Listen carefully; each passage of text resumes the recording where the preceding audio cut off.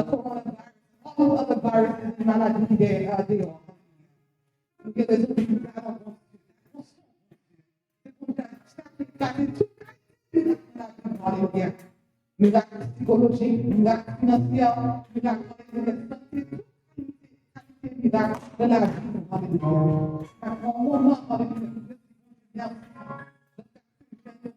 Mettez-vous comme ça.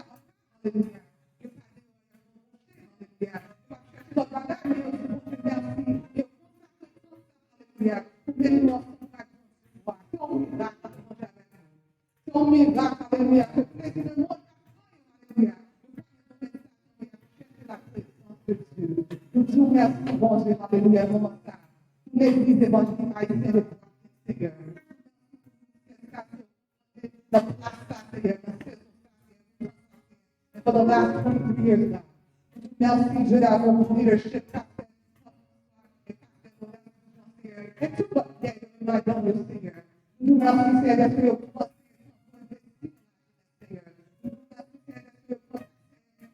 Nous te remercions, Seigneur, d'être le Seigneur. Não se criar com esse Senhor. Não se cuidar do café na vida que está aqui com a gente, Senhor. Não se criar com esse Senhor.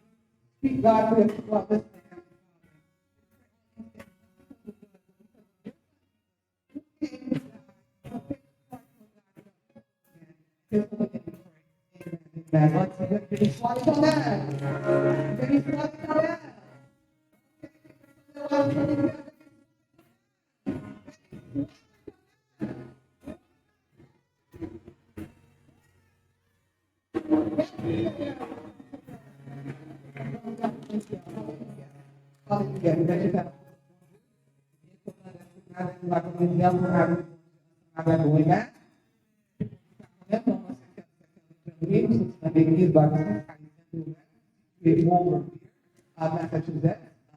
Merci à Pasteur Audace, et Pasteur François qui est là, je dis avec nous, tout leadership de l'Église and the leadership of the youth, est-ce que nous invité là pour adorer avec nous, pour la gloire de Dieu. Amen.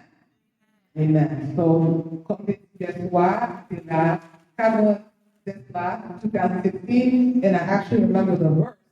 In 2015, we spoke about Philippians 4, verse 8. Yes, finally, brothers, whatever is true, whatever is noble, whatever is just, whatever is pure, whatever is lovely, whatever is commendable, if there's any excellence, if there's anything worthy of praise, think about these things. So we talked about that.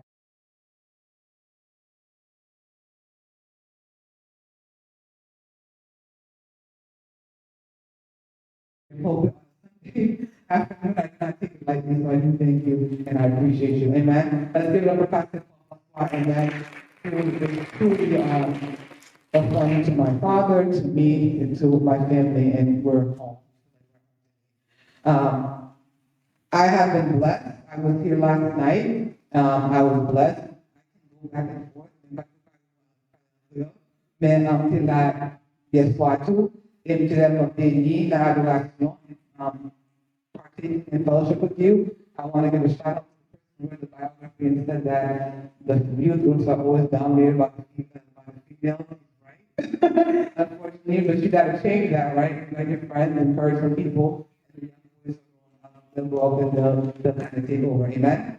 I say that because I'm a PK, a pastor kid, I grew up in church, and absolutely genuine finalement, maintenant, il faut pas pour la gloire de Dieu. Amen. And I believe that right now. Unfortunately, we're going to stand up for them. That's what we're going to do. Take a piece of God on the last year. Amen. I definitely commend guys. Definitely. Como eu dizia, tudo bagay capacity, you guys can sit down. Yeah, tudo bagay capacity, eu dans le monde. Amen. So that was j'aime la caille de Dieu, mon Dieu, c'est au grâce, mon Dieu fait. Amen. Et ne pas que juste vivre l'église, mais nous voulons que l'Esprit de Dieu travaille dans la vie. So that way, you encourage you, prier pour you, parce que nous connaissons tout bagay like they have a lot of problems, and tout bagay pour que vous ayez un pile mauvaise influence qui a essayé de tirer en bas des êtres de Dieu, mais la main de Dieu pour faire une grâce de Dieu. Et pour les 10 ans, comme nous retourner et nous voyons là tout pour la gloire de Dieu. Amen. Amen. Thank you guys again for inviting me. 10, Amnesia, the theme. You guys want me to speak Creole or you guys want me to speak in English? All right, there we go. Okay. Thank you for making that clear. The theme for today's weekend is His Life, His Way. And as Lord was talking about Nehemiah 9 and Nehemiah 13, she talked about something that's very important, something that is very close to my heart, which is legacy and the importance of legacy and kind of next legacy is purpose. So when we talk about my life, His way, from destruction to deliverance, today we're going to talk a little bit about what does that mean, and then also too, as Lord was saying, what type of legacy will you choose to leave while you're here on this earth?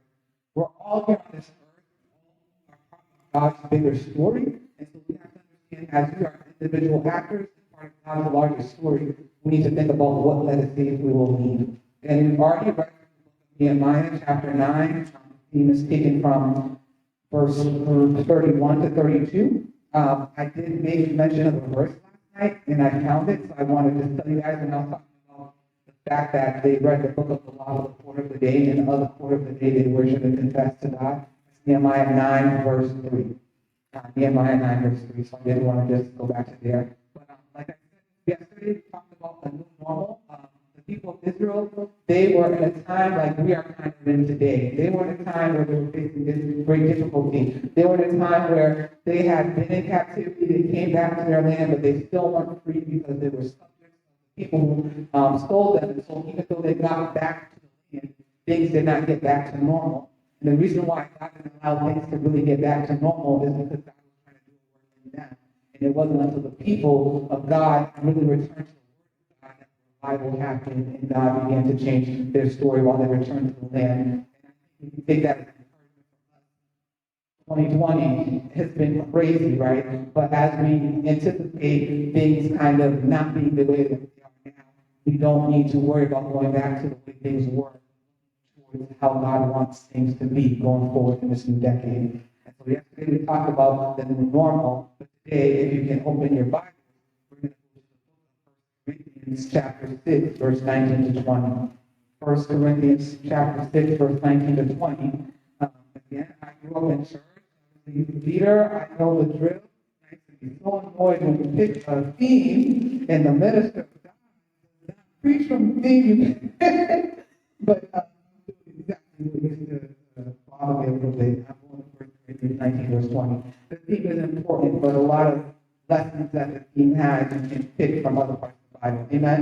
Amen. Amen. So 1 Corinthians 6, verse 19 to 20. And I think the theme is also very poignant when it's talking about from our destruction to God's deliverance. One second. Okay, so 1 Corinthians chapter 6, verse 19 to 20. We're really going to be paying attention to verse 20, but we might as well read verse 19. 1 Corinthians 6, verse 19 to 20. I'm reading from the New Standard Version, and it says, "Or do you not know that your body is the temple of the Holy Spirit within you, whom you have from God. You have it from God, right? You are not your own. Say that 2 more times. You are not your own. You are not your own. You are bought with a price to glorify God in your body. So I touched a little bit on this last night when we were talking about going to a new normal. And I know the theme is my life, his way. But if we're really looking at 1 Corinthians chapter 6, we understand starting at the end of verse 19 to 20, we're not his own. So it's really God's life. God's life steward his way. Amen. So the title for today's message is His Life, His Way. And just we're going to hit those 3 points. It's really simple. Like I said last night, this walk with Christ is really simple. But a lot of times it's complicated, right? We talk about our new normal and kind of getting close to God. We talk about seeking God's face and then allowing God to renew our mind through His Word. Today we're just going to be talking about 3 points. You are not your own. That's the first point. You are bought with a price. Second point. And so glorify God in your body is the third point. You are not your own. You are bought with a price to glorify God in your body, which is really easy. I think it's very simple. So I don't have any children, but if you guys were here last night, you saw that I came with my niece Anaya. And she's 10 years old. I love her very, very much. But the funny thing is when she was younger, she was kind of more go with the flow. The kids, when they start to reach 9, 10 years old, they get to a phase where they think they know everything. They get to 10 and they think they know everything, and you want to tell them, I've been here 3 times as long as you've been, but okay. And so the funny thing too is they just start to begin to develop and get a little bit of knowledge again so they think they know everything.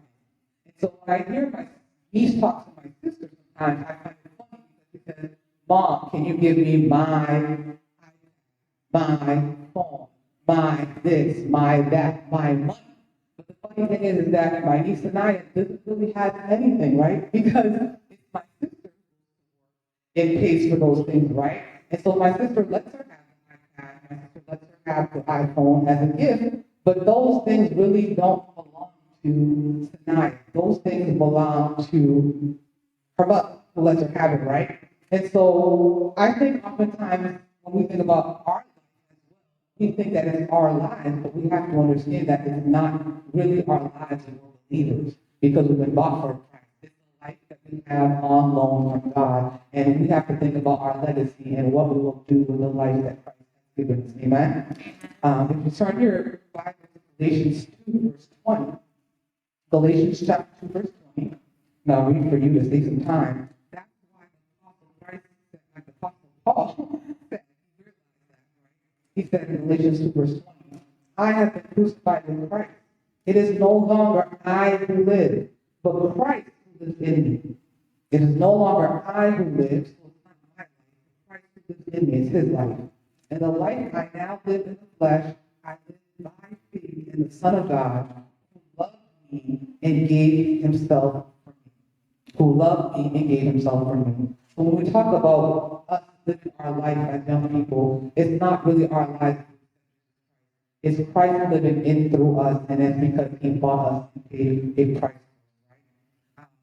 One story in the Bible that came to my mind when I was thinking about this concept of us no longer living with Christ living in us and understanding that it's God's way, God's life in us and his way is the story of the prodigal son. How many people are familiar with the story of the prodigal son? Okay, a lot of people should be familiar with it. If you're not, you can turn your Bible to Luke chapter 15, verse 11 to 32. You can read it while I explain it. So the prodigal son is basically the story of a rich young man who had you see, going back to the example, he was not rich. His father was rich. Amen? And so his father was rich, but he had an inheritance. And he thought he knew better than his father. He thought that he knew how he should live his life. And he wanted to live the life he wanted to choose to live.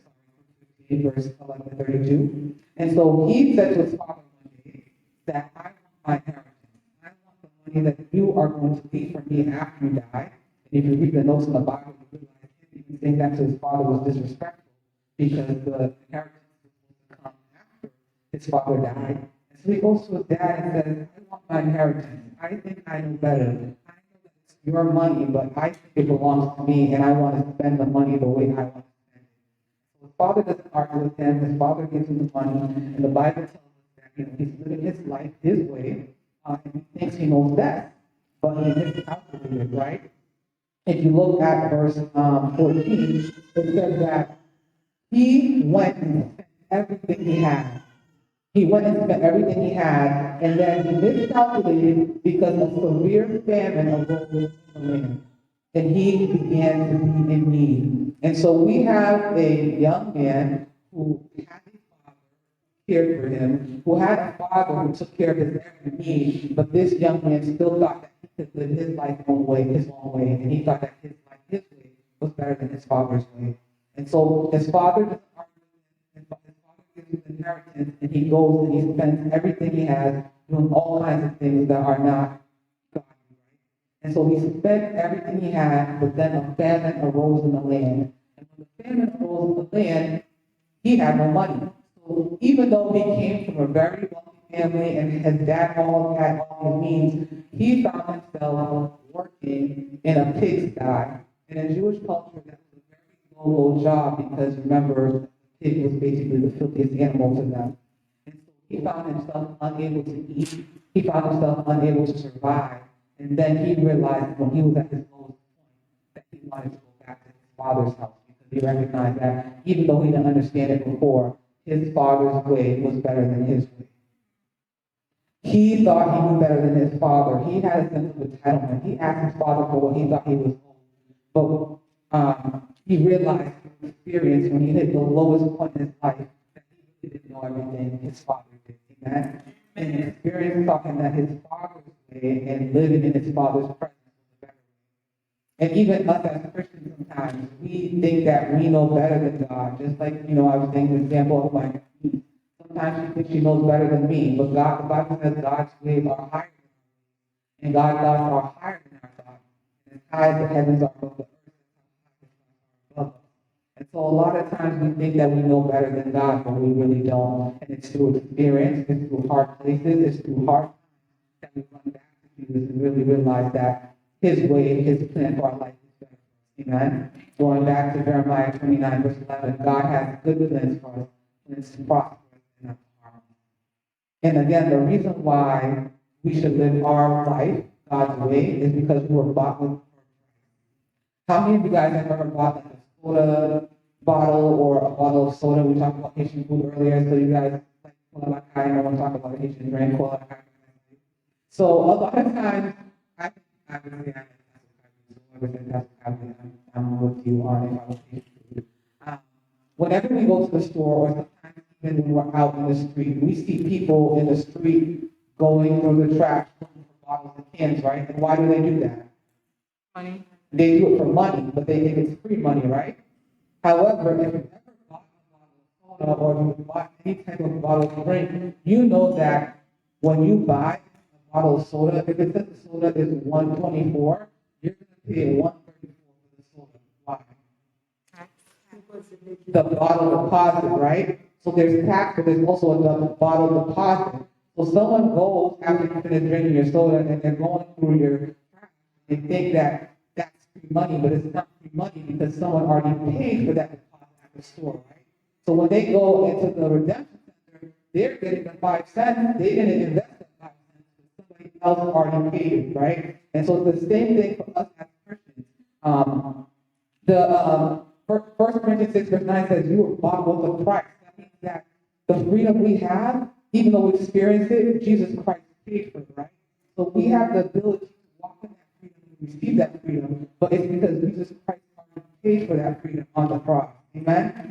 The Bible says that the wages of sin is death, and all have sinned and fall short of the glory of God. And Christ paid that price so that we can be redeemed. If you go to Colossians 1, verse 13 and 14, it talks about how God has transferred us from the domain of darkness into the kingdom of light. And that means that God freed us from the power of sin over our life and slavery to sin, and he brought us into his wonderful kingdom. And even though we wish to experience that, that's because Christ himself paid that price.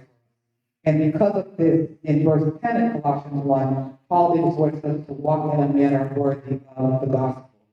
Okay? And so because Christ paid the price for our sin. Because Jesus has a better plan for us.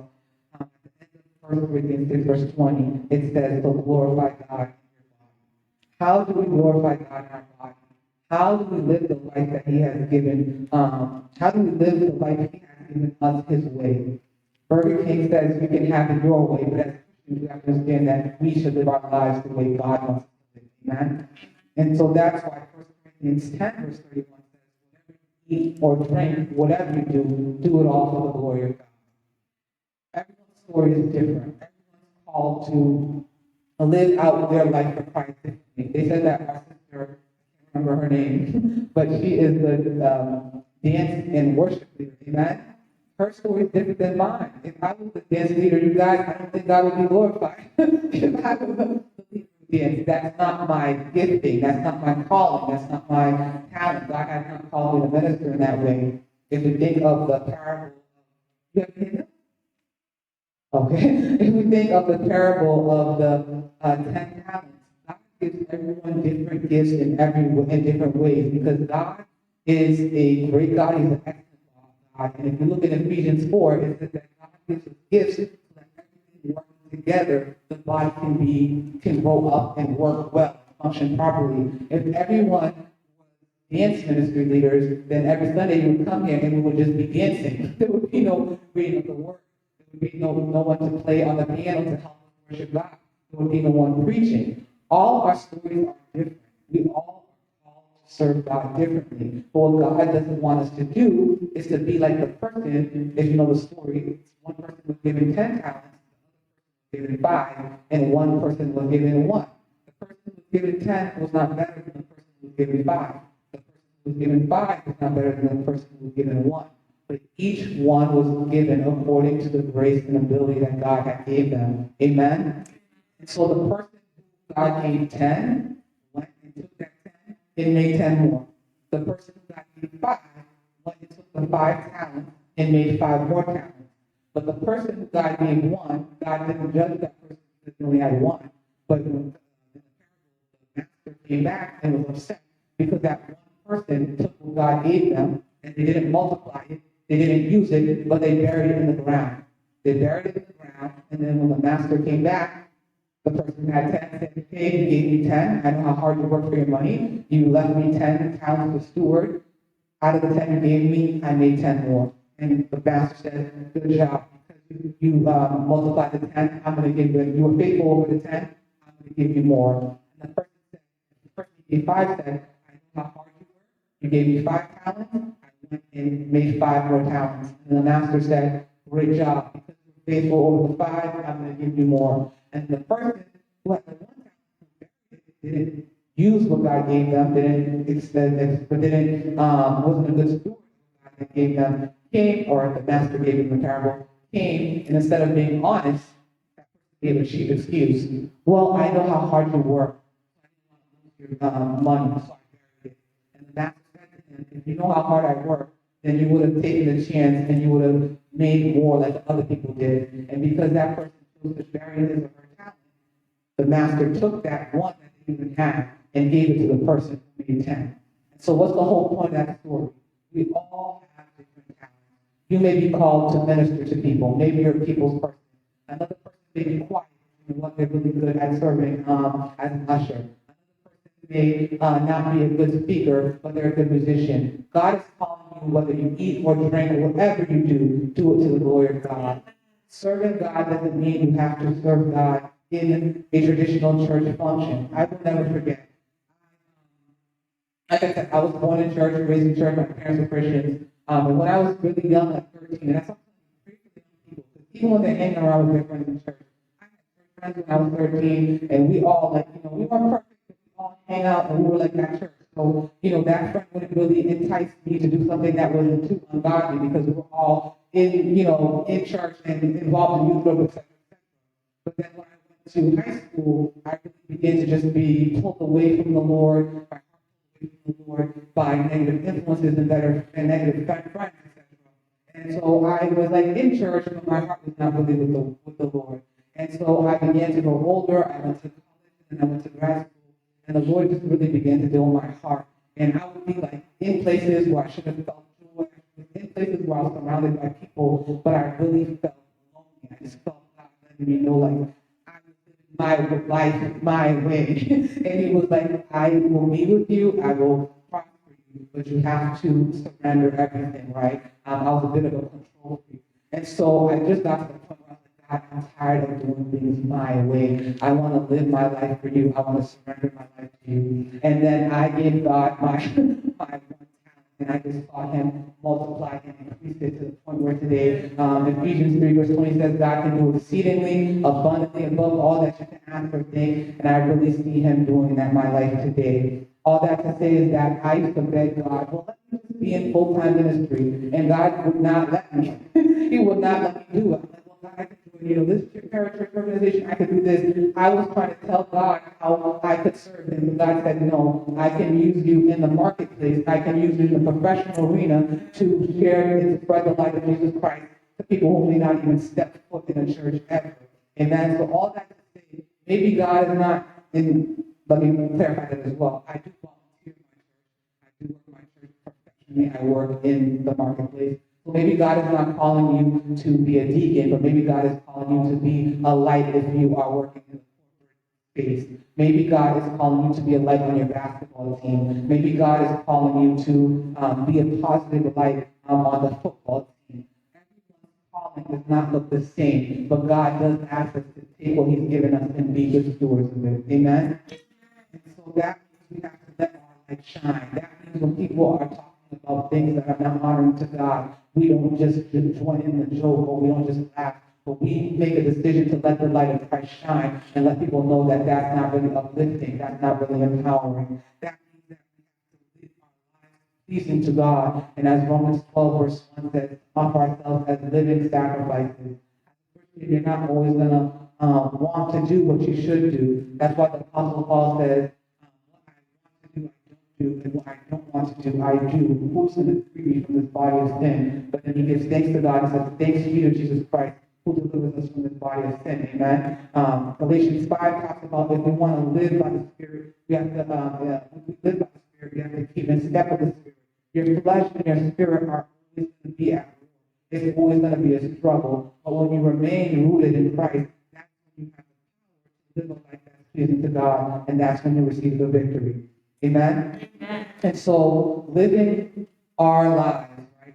Really like the people who have the talent, it's not our lives. We're just stewards while we're here on this earth, time that God has given us. If we think about Chadwick Boseman, who played Black Panther, and a lot of other roles, he wasn't here for a long time. But we can agree that he was a good steward of the talent God gave him. Amen? He made an impact in his short 42 or 43 years on this earth, and now everybody recognized the light that shined in him. And he was a Christian. His brother is a pastor. He was an actor. But you cannot say that God did not use him as an actor. Amen? And maybe he reached more people as an actor than his brother did as a pastor, but both of those callings are important, and they both serve God in their own way. So today I want to encourage you to let the light of Christ that's in you to shine, to be a good steward of the talent God gave you. If God gave you a talent to sing, to worship God through song. If God gave you a talent to dance, to worship God through dance. If God gave you a talent to speak, to worship God through preaching or teaching. If God gave you a talent to be funny, to use your gift to uplift people and empower people. Amen? And so I will leave you again with Romans 12, verse 1 to 2, which says, therefore, my brethren, offer yourselves as living sacrifices, holy and acceptable unto God, so that you're able to live a life pleasing to Him. Understanding and submitting to God's good and perfect will. Because when we walk according to God's will, as expressed through His Word, we can truly live the new life He has given us in Christ. Thank you. Thank you. And let's pray. Dear Father, I just thank you for the opportunity again to be here. I thank you for your spirit. I thank you for your presence. I thank you for your word. You say it's living and active, sharper than any double-edged sword, Lord God. I don't have wisdom, Lord God, but your word does the work. Jesus, you know everyone who came here today. You know their circumstance. You know what they're going through, Heavenly Father. I pray that you speak to every situation, Lord God. I just pray that you show yourself to be God in the life of everyone who's here, Lord Heavenly Father, particularly the youth of this church, God, who again did not let coronavirus stop celebrating their 10th youth anniversary, Lord God, on today. We pray, Lord God, that you speak into each and every one of their lives, Heavenly Father. We pray, Lord God, that you help them not to be conformed to the patterns of this world, but to be transformed by the renewal of their minds, Heavenly Father, and that they can offer themselves as living sacrifices, holy and acceptable unto you, Heavenly Father. We pray that the talents and gifts that you have given them, Heavenly Father, that they will embrace the word, and that they will multiply, Heavenly Father, that they will not be like the person who took the one talent and dug it in the ground, but God, whatever you've given them, however you've given them, and however you want them to use it, that they will just be sensitive to your spirit and do whatever they do, whether they eat or drink. Have your way, Heavenly Father, and we're looking forward to God for them celebrating 11 years next year. We thank you and we pray all these things in Jesus' name. Amen. Amen.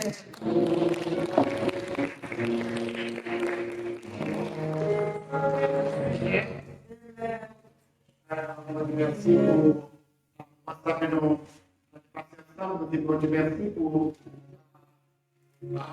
Mission votre merci pour la vie, pas facile, et même pas vivre, je voulais, la vie de mauvais, et même exemple, il va je regarde sur ça, il m'a dit, papa, la vie, jusqu'à ce que je reconnais que la vie de la première, c'est pas la vie pour tout. Par exemple, la vie partout, un jeune qui était à l'église, mais cependant, qui était passé de la vie. Il regarde qu'il faut faire plein de choses dans sa vie. Il va continuer, mais cependant, ils sont ministres, ils sont voici dans l'église, et il n'est pas mal, mais je suis avocat.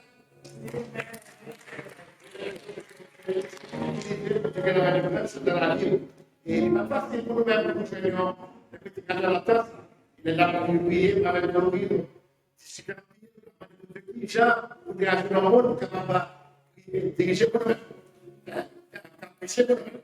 Et nous avons déjà passionné ici, de prêcher à s'organiser, de prêcher vendredi. Et c'était une conférence que nous avons passé là-dedans. Avec tous les droits et Paris. Mais nous ne pouvons pas dans la même session. Nous avons fait des réflexions avec Kerline, des réflexions avec Laurie, et pour Dieu de guider. Et les répondre à l'invitation malgré le short time, mais cependant, on va l'utiliser.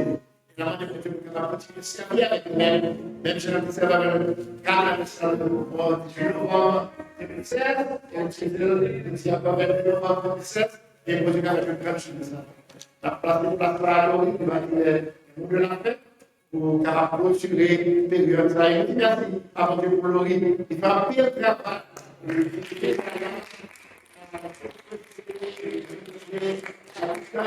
Avec Jeudi, la téléphone, le service, le dit Dieu merci, qui fait de grandes choses de sa vie. Et nous dit Laurie que nous continuer à avoir la vie. Parce que le Bali, je connais la vie de nous répéter le Seigneur. Chose avec Timothy, parce que c'est une création carrière, mais une création féminine qui je reçois. Et ne fait pas mon Dieu de ce que nous avons politique obéissant et pouvoir collaborer avec le leadership de l'Église et nous voir les résultats de merci. Et nous devons bénir le président qui est passé à nous devons continuer le travail dans la vie et que nous devons continuer à Amen. Amen.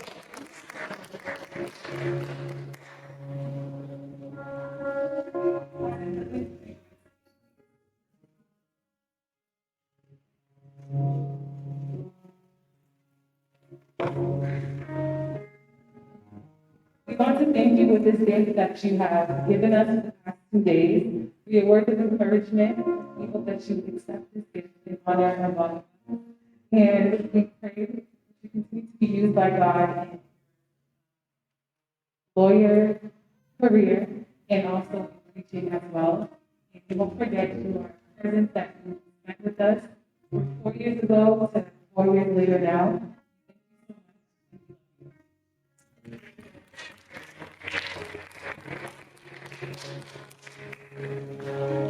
I don't like awkward, but thank you so much. I appreciate it. I really appreciate it. Very nice to be back in Genesis. Appreciate it. And thank you to encourage you to do just the way you are for the Lord and to use everything set aside you to advance His kingdom for the glory of His name. And for everyone as well, thank you to the leadership, thank you to the church, thank you, Pastor, your wife, Pastor, for listening to him.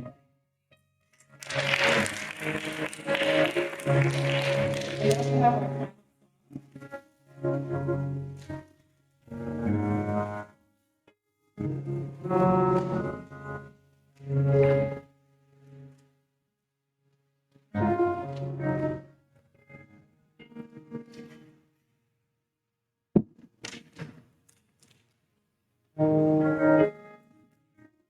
I want to thank everyone again for coming. I can't believe I'm saying that. The time went by so fast. But now the time has come and it's our last day of the conference. I think that everyone was blessed and our life is truly great. Amen. Oh, give thanks unto the Lord, for He is good. Yes, He is good. Oh, give thanks unto the Lord, for He is good. Yes, He is good. Oh, give thanks unto the Lord, for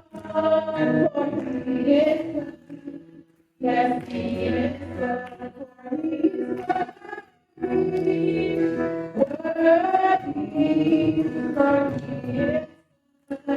Yes, He is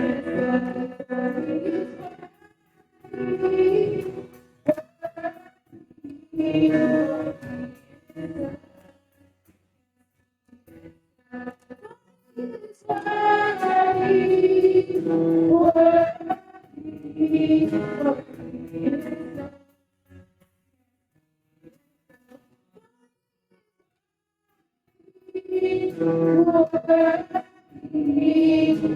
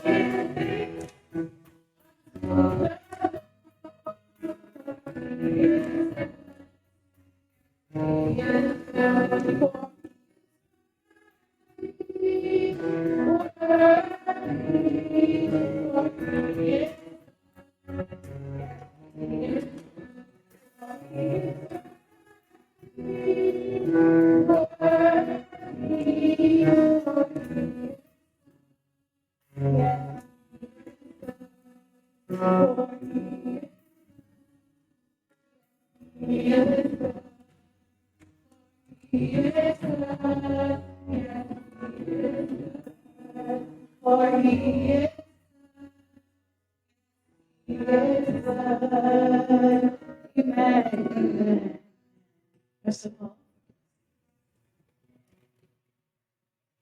Encore une fois, l'église là, et il n'est pas facile, mais on met la prière pour jeudi, pas vrai? Comme nous, on a été vraiment motivés, nous pouvons renvoyer pour l'année prochaine, mais mon Dieu est important, mon Dieu est chaque jeudi, il fait un l'effort, chaque dimanche, on réunit et on prie, on étudie les délires, on comprend. Et mon Dieu va continuer à avec nous. Nous voulons dire un merci à nous qui a été toujours là depuis vendredi, la préparé l'installation, musique, le bagage, Marc, Lundi, et tout jeune qui fait contribution à la mon Dieu. On avait prié pour eux-mêmes, et sinon l'année prochaine, on va raconter Baston, Pasteur, c'est pas plus bas. Et continuer à transformer la vie et continuer à servir. Seigneur, nous remercions pour le possible pour nous-mêmes, nous permettre de réaliser. La vie est difficile, mais nous, avec l'État, à peine, je parle dit qu'avec Dieu, avec mon Dieu, nous avons fait la sécurité, la vie nous l'amène, c'est que nous soumettons la vie, if we, our life, is where the way He wants it to be, so He can do great things with our life. He can do great things with us. We thank you for the youth in the church. They've been listening, they've been working together, they've been applying your word in their lives, and today we can see that you have done great things for them during these 3 days. We ask you to continue to bless them, to bless the leadership, to bless those who served in the past, and those who are calling to your service. Thank you for the Minister Kerline who ministered in the past 2 days. We ask you to bless her and to continue to guide her in a professional life, in a spiritual life, in the service, in the ministry. We pray for Pastor Sandra. You use mightily on Friday to teach your word. We ask that this word that we're taught, but in a way that it can be transformed, it can be used to transform our life and our spirit. Seigneur, je remercie. Parole qui est placée par la situation, que parole capable de changer la vie, nous pas juste mais nous voulons véritablement que la vie nous dictée par nous-mêmes. Et si on veut utiliser, bénir semaine-là, bénir le jour capable, bénir le mois, nous changer dans le ciel par l'année, nous demander, nous capables de continuer, nous conseiller, la même, parce que nous la même, nous bien garder. Parce que le monde qui demeure la repose à l'ombre du Christ. Seigneur, nous te remercions pour chaque monde qui est venu dans ce service après-midi. Chaque monde qui a tenté la caille, nous avons béni et fait passer et laisser à la production. Nous bénissons nos examens, nous protégeons ce pays. À que ce soit gloire, louange, magnificence au Seigneur des siècles. Amen. La grâce de notre Seigneur Jésus-Christ, la route du vivant, la communion du Saint-Esprit, soit et de grâce sur chacun de nous, dès à présent, jusqu'au retour de Jésus. Nous avons la paix, que le Seigneur nous bénisse.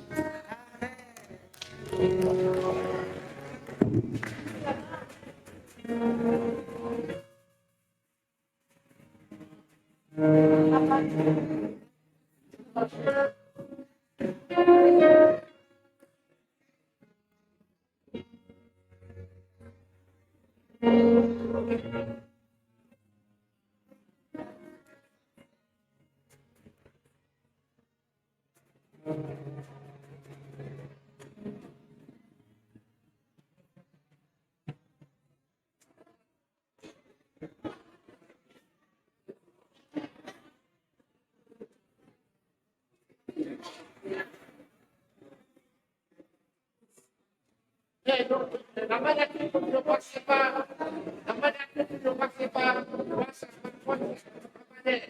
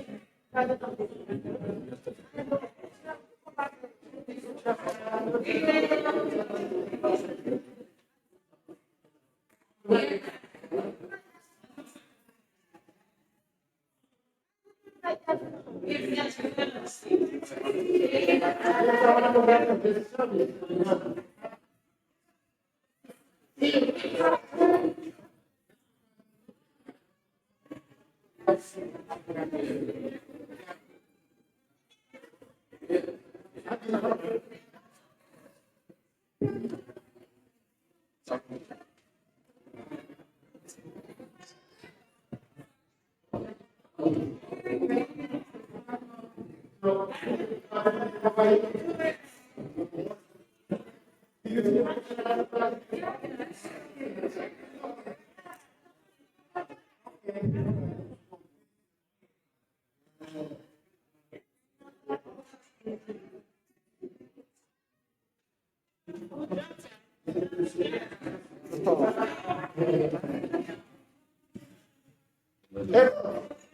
are the man. It's your good.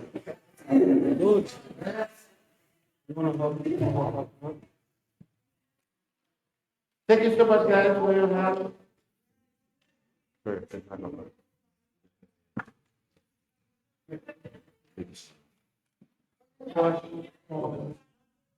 You are going to contribute all, huh?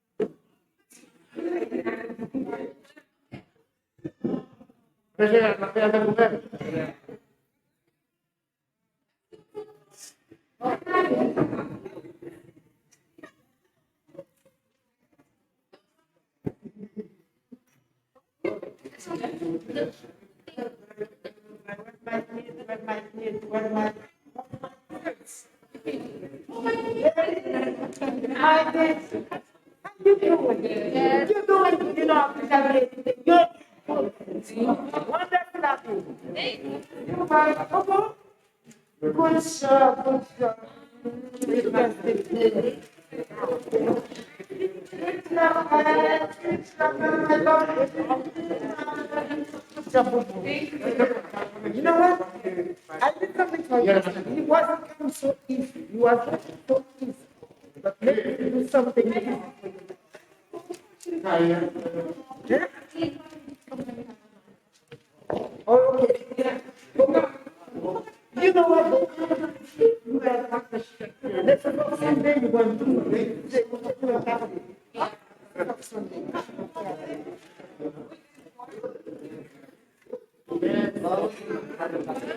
Maybe next month they back on Sunday. Okay, wait, you got my number.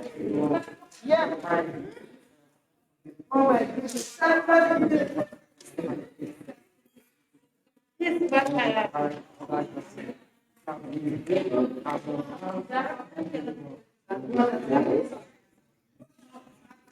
like.